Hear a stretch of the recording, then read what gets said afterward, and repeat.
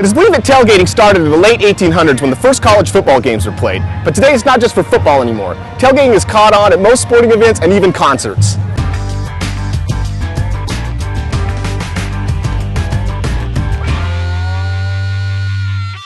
Hi, I'm Chef Jason Hill and I'm here at the 2009 Rose Bowl. Let's go get some tailgating recipes and some tips from these pros.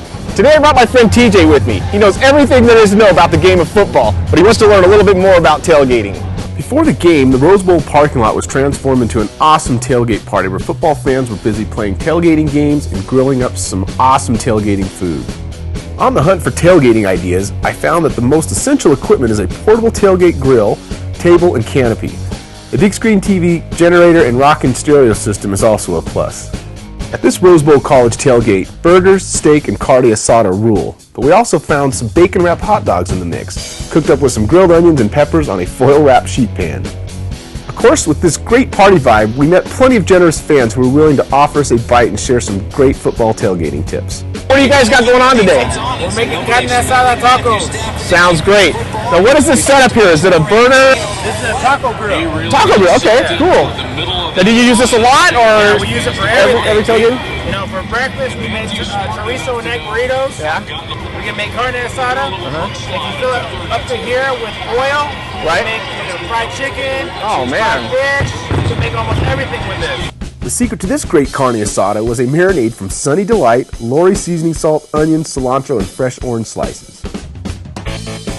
Most of these die-hard fans arrive several hours early to get their spots on the lawn. What time do you get here and set up? Oh, we got here about 4 in the morning.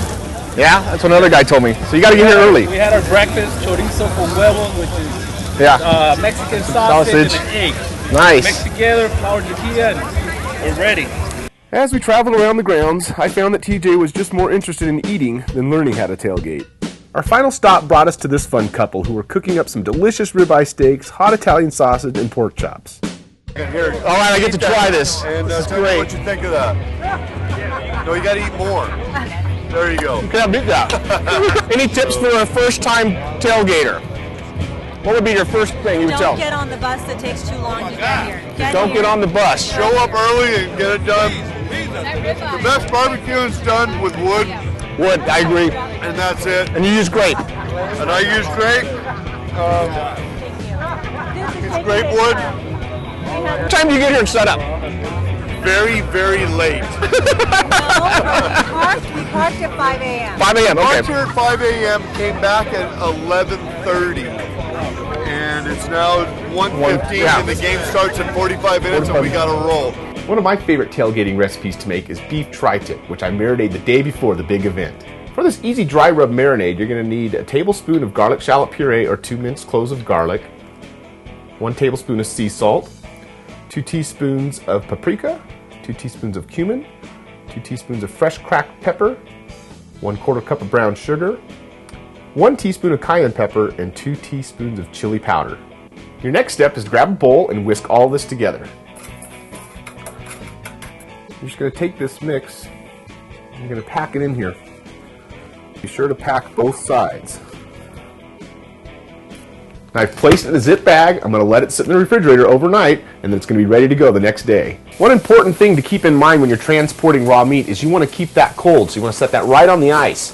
So I've got 4 buns that I've already buttered. I'm going to have some corn on the cob on the side and some horseradish sauce for the sandwiches. I'm also bringing along some onion and bell pepper that I already sauteed. All we have to do is reheat these on the grill. A couple of tips about thicker pieces of meat. You don't want to cook this on direct heat. I have 3 burners here. The middle one is turned off. And I turn it about every 8 minutes or so. And something like this will take about a half an hour with the lid closed. Now you can just set your onions and peppers on a piece of foil. Close the lid and those will heat up. Now after the tri-tip's done, let's go ahead and get a quick little toast on these wonderful rolls. I recommend serving tri-tip medium rare to medium, and I pulled it off the grill when the temperature reached 145 degrees Fahrenheit. To slice the tri-tip into thin slices, you want to cut against the grain here. And you just cut off little slices like this for the sandwich. Alright, let's put these awesome sandwiches together. Let's take a few pieces of the sliced tri-tip, followed by some peppers and onions. And finally, a squeeze of our horseradish sauce. The next time you head out to a tailgate, give this recipe a try. I think you and your friends are going to enjoy it. Happy tailgating.